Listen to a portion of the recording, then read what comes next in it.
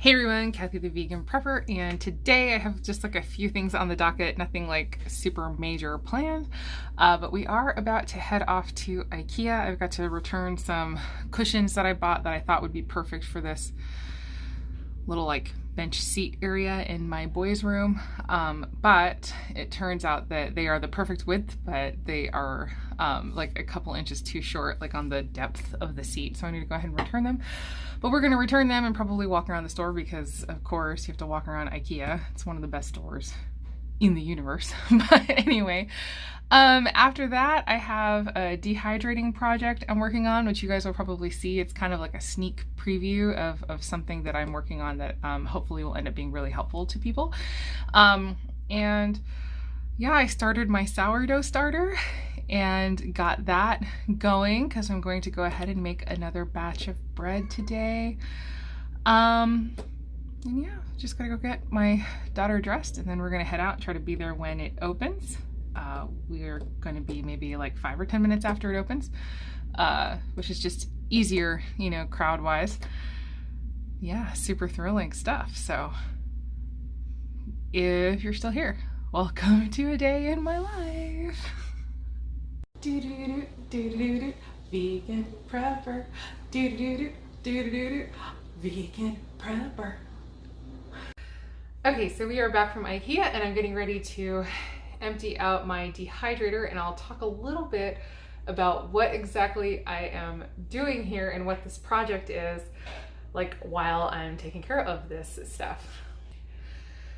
So basically I have dehydrated some pinto beans and some barley as the beginning of a kind of like dehydrating database project that I'm working on. Also, as an FYI, like literally everybody is home right now, well except Adam, but all 3 kids are home, and I told them, don't worry, you don't have to be quiet while I'm filming this, so if you hear noises or see somebody walk behind me or something, that's what's going on. But anyway, let me show you, I guess I can show you kind of how I empty the trays, and we'll talk a little bit about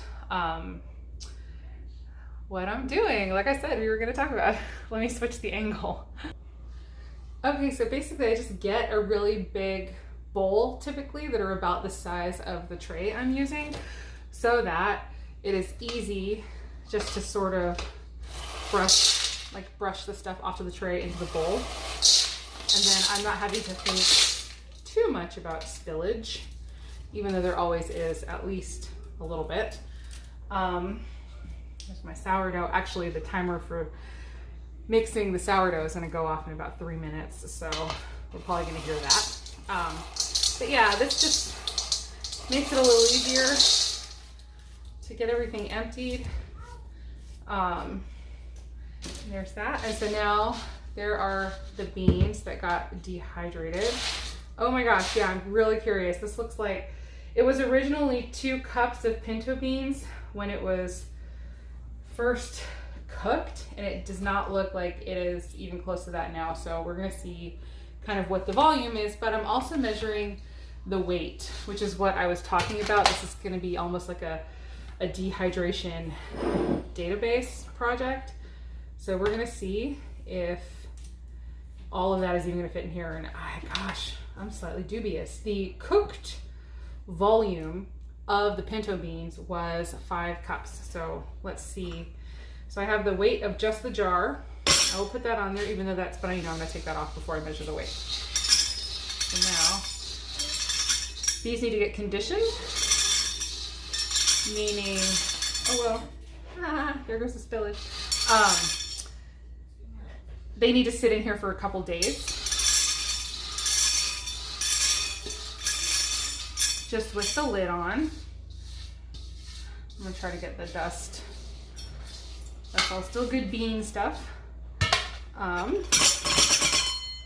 So they need to sit in here with the lid for a couple of days to make absolutely sure that they are fully dehydrated, even though I have no doubt.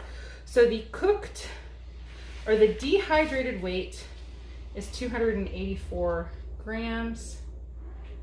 So I'm writing this down and I will explain it in just a second. And then the cooked volume is like just under 3.5 cups. So So we're gonna go ahead and say 3.5 cups. So that is interesting. I'll get a lid on this, and then I'm gonna process the barley same exact way. I don't know if you guys need to see it. Maybe I'll film it, but like, do it fast. Okay, so basically the gist of this is I am creating a project, a spreadsheet basically in Google Docs, which I'm gonna turn into a public shareable document with all of this data attached, so that you could theoretically calculate calories of dehydrated foods. So I've been dehydrating for a really long time. And I have a huge store of dehydrated food, and I wasn't always tracking the calories. So like I have the dry weight and the cooked weight and all of these figures so that it's easy to figure out calories, and then knowing what it was dry and then cooked and then dehydrated allows you to kind of do some math and extrapolate how many calories per serving of whatever the thing is. And actually, this is my very first time ever doing barley. So this is going to be interesting. But yeah, and that's basically what the point is I'm going to share that for other people to help them out. But also it's for me to have the info. And I know theoretically I should be doing gloves, but I don't know. I hate the waste of gloves. It's good to have the info on hand, like other people, too, in case you have the same kind of thing and you don't want to go through all of the math. And theoretically, my numbers would end up being close to your numbers, but also just like for fun, because I think stuff like this is fun. You could be able to like compare how much or how similar is my number to your number, and then we can see how consistent stuff is. So basically for both of these and for all of them, I'm going to be doing 2 cups dry, and then going through all of the numbers, the cooked volume, the cooked weight, the dehydrated volume, the dehydrated weight, and then there's also going to be the original dry volume and the original dry weight. So now we're looking at 346 grams as the dehydrated weight, and then the volume this was the cooked volume of this was 7 1/4 pounds. So the volume dehydrated is right at 3 cups. Mom, What? I want some kombucha. You want some more kombucha? Okay. All right. So yeah, then let me I don't know. I'm distracted now. She asked for kombucha. Just a second. Okay, so all of that is done, and I don't mean to talk about it too much since this is not the video about the dehydration data gathering database. But like I haven't even named the video yet. So, but basically this is what I got for the barley and the pinto beans, and my plan is to make well, actually I've already made it, but it's a document in my Google Docs, and it's going to be publicly shareable. So actually, I guess maybe if you guys could do me a favor, so far all that is going to be there, if you're watching this like right after it comes out, all that's going to be on there is the barley and the pinto beans. But if you are watching this quite a ways from when the video originally comes out, it is possible that the entire document will be full. So I'm going to go ahead and put a link to the document in the description box down below. And if any of you who are watching right now wouldn't mind like going down in the comments and letting me know that we're a go, like you can access it and you can see it and it works just fine, I would really appreciate that, so that when I do the actual video, I can just know that it's already set. And so the very next thing I'm going to do probably is going to be chickpeas and quinoa, and then after that probably black beans and basmati rice, and then I'll just kind of go through some of the dry goods that I have on hand so that I can know for sure like what the stuff is, because like I said, I have all this dehydrated food. I don't really know how many of the calories are in it, so having all of this data will hopefully, you know, now that I know that this amount of pinto beans is 1,377 calories here in this amount of pinto beans, and then I can do the math on that and then figure out the pinto beans I already have, how many calories those are theoretically. Sometimes things can change, but I'm going to have a ballpark figure and I'm going to feel a lot better about it. So This is kind of a project within a project. I don't know if you guys had remembered or can remember, like a little while ago, I mentioned wanting to do 72-hour buckets for my family, like as an emergency evacuation type thing. Like if we ever had to just like jump in our vehicle, just like a bucket that we could grab that has 3 days worth of food in it. Obviously these things already exist in stores, but it's really difficult to find ones that are vegan. There's actually part of me that wishes that I knew how to do like manufacturing and stuff like that. Like if I wish that I knew how to make a food product or because I feel like there's potentially a business here where, you know, doing like all plant-based survival food. Doesn't that sound like it would be amazing? I have no idea how to get started. So if somebody else gets the idea for me and goes with it, you know, I guess that's fine. I bless you.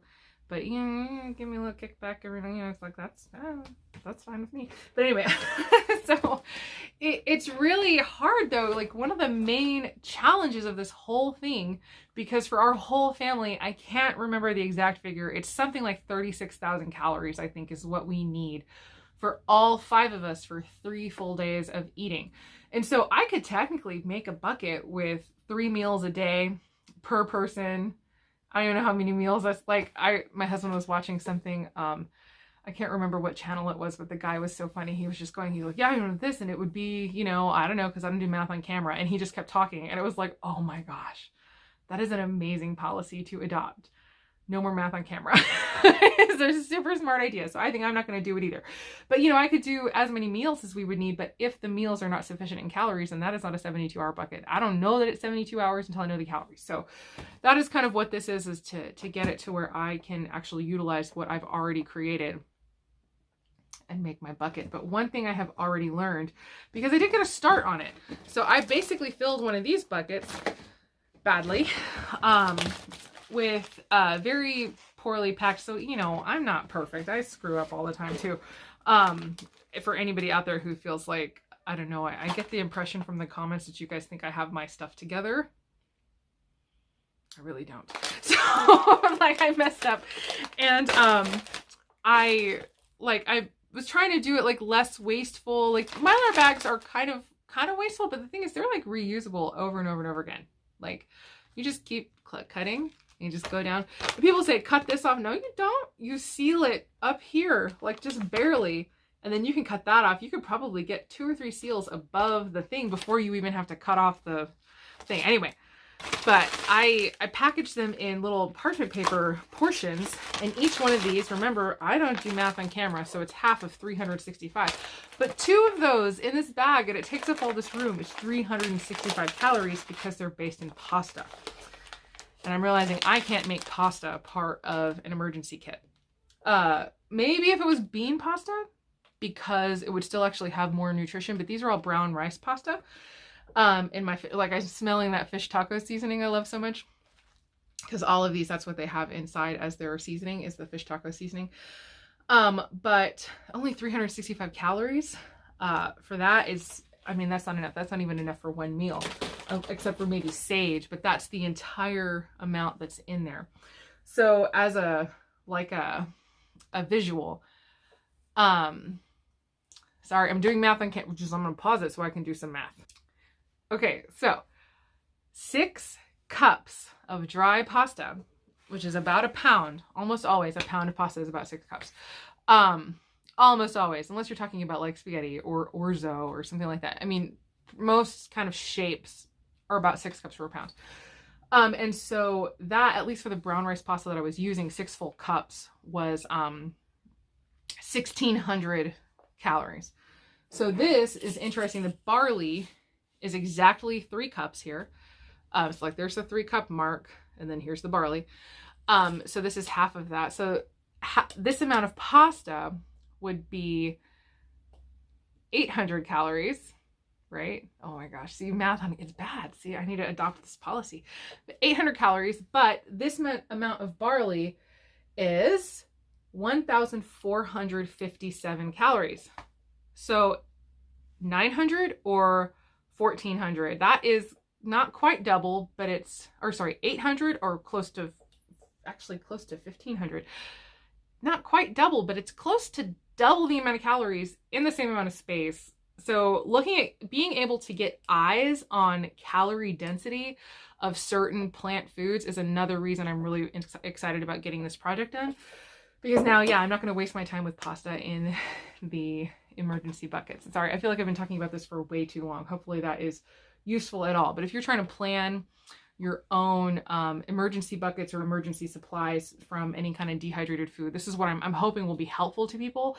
And so, like I said, there's only going to be 2 things on there, but eventually there will be more. I'm just going to do everything I can, and it's all going to be the dry volume, which is all going to be 2 cups. I'm going to do 2 cups across the board.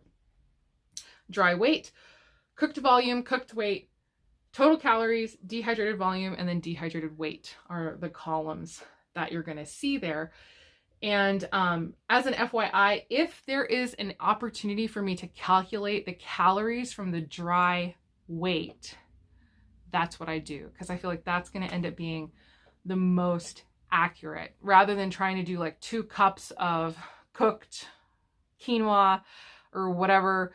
Depending on how tight you pack that cup, it might be more or less. So I'm trying, if there is an available number, I'm calculating all of the calories from the dry weight, which is the other reason that I have done, I'm doing like, I'm mixing imperial and metric.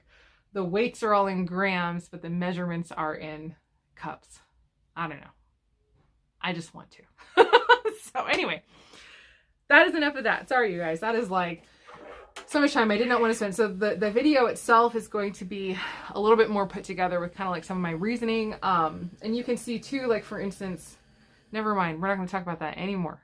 You can just go look, wait for the video, the dehydration database video. Okay. Hopefully coming out within the next week or so.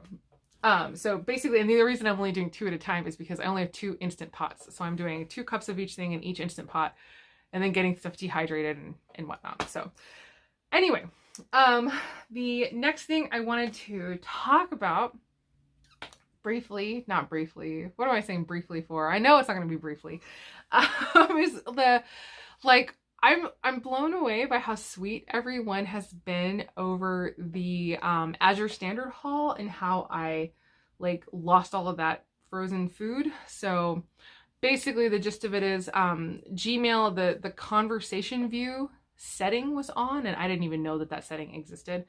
It grouped 2 emails together that had the same subject, and so I ended up missing an update email about the time when my order was going to arrive. And basically my order sat from Friday at about 12:30 until Monday at about 10 or 11 when my husband went to go pick it up. And so I only just got an email from my drop coordinator on Monday, letting me know that the food was there. Meanwhile, she had been calling my house phone, because I gave my house phone number to Azure Standard, but I didn't give my cell phone number because I kind of have a policy in general. I don't like giving companies my cell phone number because I don't trust them to either not lose it or not sell it, or I get stressed with like the amount of robocalls and stuff that happen on my phone. And so like as a general rule, I just don't give my number. But now I have Azure Standard has my cell phone number now, so I don't ever want this to happen again. But basically I lost all that food, and I've been blown away by the kindness of everybody who, like, I don't know, just has been like, oh gosh, that sucks so bad. And like they share their own stories. I'm so grateful that not a single person was like, you idiot, because I felt so dumb, you guys. You have no idea how, I felt so stupid that I had missed that email. But anyway, all of that to say, I actually have spent, this is like combining almost like with the dehydration project and my 72-hour buckets, like a project within a project now, another one. I don't know if I ever do any other kinds of projects. But I have now an almost completely empty chest freezer. Not totally empty, but there's a giant hole in there because I have been spending the last week or two, like 2 weeks, I think, completely reorganizing the freezer attached to my fridge. So Tetrising stuff into there like you would not believe, but also working through some of the frozen items that I have in order to create the space for all of the frozen food that I just lost in the Azure Standard order. So I have this giant cavity now in my chest freezer, and I'm like, I was looking at that, and then all of a sudden it hit me. I have space in my freezer right now. Obviously I'd rather not have wasted all of that money. It was $130, you guys. I would rather have not wasted all of that money on that order.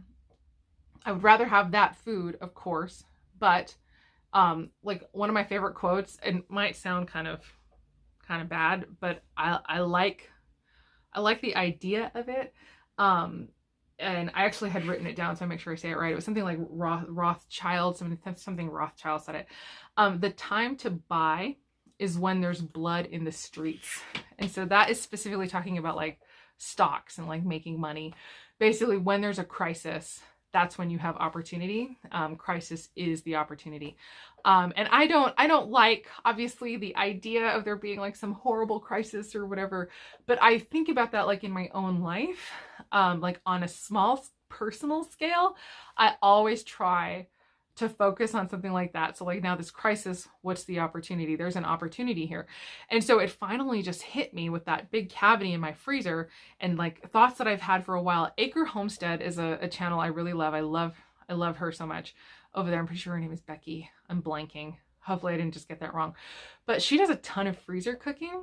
So she'll do like a whole month's worth of freezer cooking and get all of these meals ready for just her and her husband. And I'm always watching her like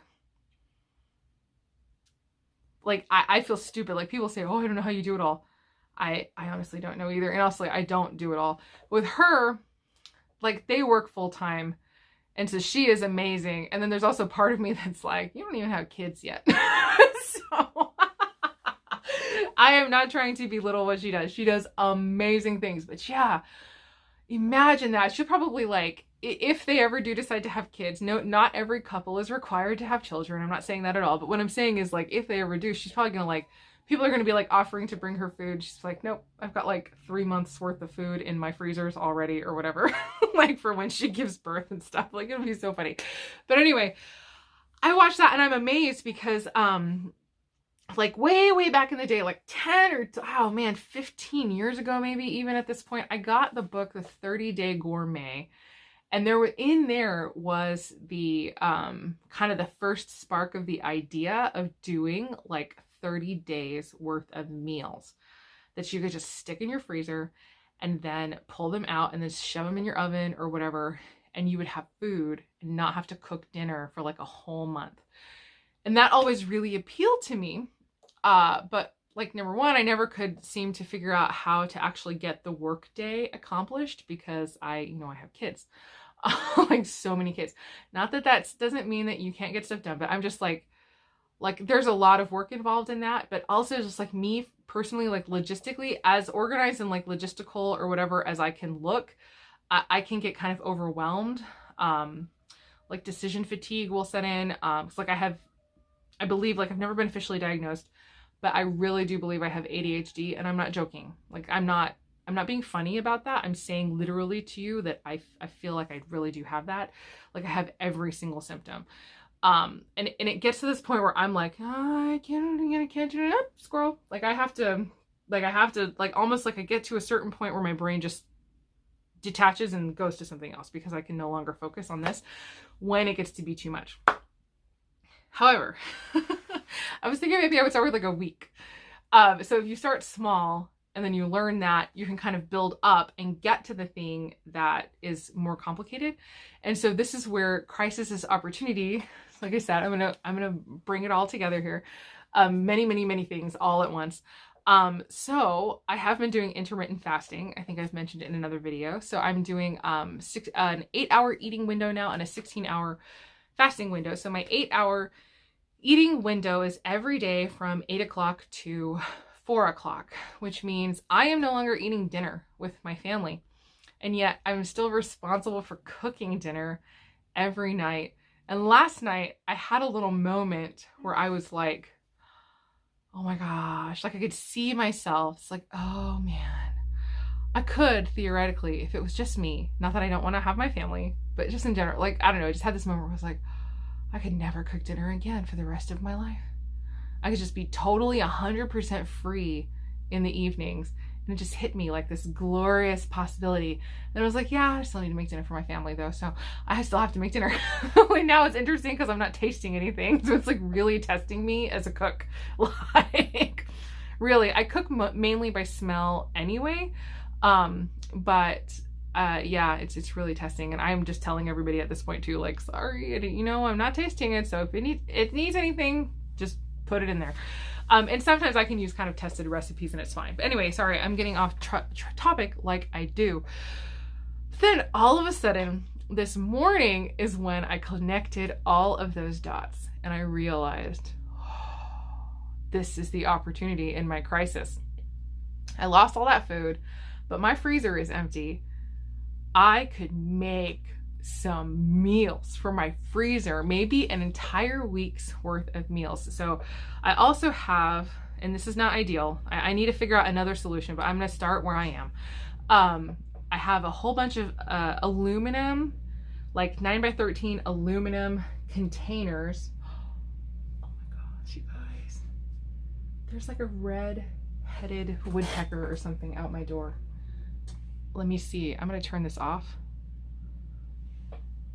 Can see. Oh, did it just fly away? Oh, sorry. I hope you guys could see that. It's beautiful. It's like a woodpecker with a red spot on his head. And I hope we didn't scare him off. But anyway, here we go. Let's turn that down a little bit. But yeah, here is the opportunity in my crisis, my empty freezer. I'm going to try to do freezer meals. I was like, oh, this is so like multifaceted amazingness happening to me right now. Where like, if I can come up with freezer meals, like I already have a really delicious vegan lasagna recipe that I do, and if that could work as a freezer meal, I'm set forever, right? Oh, there's a dog. Somebody's walking a dog. That's probably why that bird flew away. Anyway, I'm set forever. And then if I can manage to create, real workable freezer meals, who on earth, like let me know down in the comments below, who would not love to see family-sized vegan freezer meals? For real? Yeah, for real. I'm just like, I can hear it. Cha-ching! No, I'm kidding. But it's a really good opportunity. No, what? Have carrot chips. You want Carrot chips. Carrot chips. carrot chips? Carrot chips. Oh. Well, I don't really know what you're talking about, but we will go look in just a second, okay? Okay? Just wait. Wait a second. No, anyway, wasn't that amazing? And so like I was saying, I have all of those 9x13 aluminum pans, and the reason I ended up getting a whole stack of those was because it was like a couple weeks ago. Basically, when my boys got COVID, a whole bunch of my friends had just gotten it at the exact same time. It was like every person I knew got it at the same time. And so I was making meals and bringing meals to people. And I held this whole stack, and I intended to do a lot like everybody, but everybody was like, we don't need any more. And so we're fine. We're set. Like everybody kind of honestly got over it like really quickly. And so, yeah, I didn't end up bringing nearly as many meals as I thought I would. And the reason I was using the aluminum pans was because I didn't want anybody feeling burdened with having to get a dish back to me. It was also so many people. I honestly didn't have enough dishes to like hand out even on a temporary basis. So now I have a big stack just that I had gotten at Costco of these aluminum pans. And I think, again, even though I hate using the aluminum, it's just like for now I'm going to start where I am. And if I can get it to where it's a successful thing, then I will start looking into alternatives to that. But yeah, filling up my freezer with freezer meals is going to be my next project. And then with me not eating anything in the evening, that should be plenty for our family, including leftovers from the next day for lunches. Because that's kind of the main thing, like where it's like, gosh, I could kind of try to make a larger lunch and have the leftovers be dinner. But then the problem is that I still need leftovers for lunches the following day. That's kind of like how it works in our house, is everybody takes leftovers for their lunch the following day. So I cook for an army basically every single time I cook. But yeah, so I'm thinking vegan lasagna, and then also lentil loaf is another one that I'm considering doing, kind of as an idea. There's also a recipe that nutritionfacts.org just shared on their Instagram for the black bean burgers. And then I do have the How Not to Die cookbook. And so I have that recipe in there, and they say specifically that that recipe freezes really well. And so I was thinking about making a big batch of those black bean burgers and then freezing those probably with little layers of parchment paper, maybe inside of one of those containers, and something like that. So like there could be burgers one night, or anyway, I don't need to do brainstorming on this video. I don't know. I feel bad. Like I want to give you guys real content, but this is kind of what I'm thinking of. And if you guys think of something too, maybe you'll think of something that would be good, or like even a pasta bake or whatever. So I'm going to start making lists of meals I hope will work for this idea. And then as I move forward and I figure out which ones actually do work, I'll start reporting back. So maybe in a month or two, there will start being videos on vegan, like, freezer meals for families. Because that's kind of one of the things I think that we do bring. Even though this is a prepping channel, it's like, you know, prep, whatever. It's like prepping is so, to me personally, prepping is so multifaceted, and there's so many layers to prepping. So for me, like the whole doomsday prepping or whatever, well, for one thing, if there's like honestly like a genuine doomsday thing that happens, I don't hold, like, I don't really think we're gonna get there. Like, I don't think we're gonna last. So that's my thoughts on that. But as far as like economic collapse, or if somebody loses a job, or somebody gets sick, or whatever, like if we have, you know, plenty of food on hand, there's so many wonderful reasons to have plenty of food on hand. Like there's almost zero negative, as long as you're going through it and you're not letting it go to waste. But for me, like prepping too is about thinking ahead and figuring out solutions to everyday problems, and just sort of being a planner and being somebody who is thinking ahead. But also possibly even it's an attitude that is like, I don't know if like preppers maybe get like almost accused, or people think that they have like a fatalistic attitude. But I don't know. I don't think that that's true at all. I think a lot of preppers, many of the preppers that I have seen, you know, online, I don't really know any preppers anybody who I would call a prepper. I have a few friends who might be like prepper adjacent, but they're not like real preppers. But I feel like they're problem solvers too. Like you don't just like get stuck. You say, okay, fine, let's like figure out a solution. There's always like figuring out solutions. And that's kind of what I try to do in my own life as well. And so, yeah, we're going to move into potentially vegan freezer meals. So tonight, I'm not 100% sure what I'm going to end up making. I would love to do the lasagna recipe, but I need hummus for that, and I don't have any hummus on hand. I would have to make chickpeas and then make hummus. So I think that that's going to be too much work for tonight, but I might go ahead and do something different, like the lentil loaf, and then basically try to make like an entire sheet pan's worth extra of lentil loaf. So we'll see if it's going to be possible for me to get that done tonight. But yeah, we'll see.